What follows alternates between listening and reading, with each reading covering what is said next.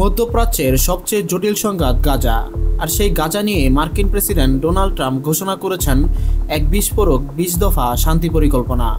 White হাউসে Israeli প্রধানমন্ত্রী Benjamin নেতানিয়াহুর সঙ্গে বৈঠক শেষে এই ঘোষণা।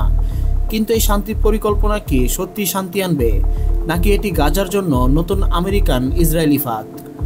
বিশ্লেষকরা বলছেন এই দলিল আসলে কোনো শান্তি চুক্তি নয়, এটি ফিলিস্তিনিদের মতামত ছাড়াই গাজার ভবিষ্যৎ নির্ধারণে এক গোপন দলিল। কেন এই পরিকল্পনাকে আমেরিকান ইসরায়েলি দলিল বলা হচ্ছে, আর হামাস কেন এই ফাঁকগুলো পূরণ করার চেষ্টা করছে?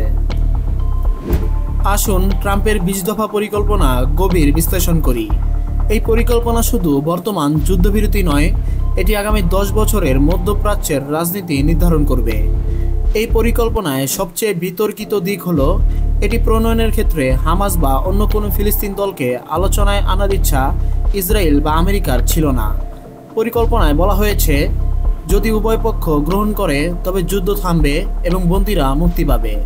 কিন্তু ফিলিস্তিনিদের মতামত ছাড়াই গাজার ভবিষ্যতের কথা বলা এই একপেশে পরিকল্পনা কি আদৌ গাজায় দীর্ঘমেয়াদী শান্তি নিশ্চিত করতে পারে? ট্রাম্পের এই ২০ দফা নতুন এক মধ্যপ্রাচ্য গঠনের সংকেত দিচ্ছে, যা ইসরায়েলের সুবিধা। কারণ গাজা পুনর্নির্মাণ হবে, কিন্তু ইসরায়েল এই উপত্যকাকে সংযুক্ত করবে না। সামরিক অভিযান স্থগিত হবে, কিন্তু আঞ্চলিক ও আন্তর্জাতিক বাহিনী নিরাপত্তা দেবে, যা কার্যত গাজায় ইসরায়েলি নিরাপত্তা বলয়ের প্রভাবকে স্থায়ী করবে।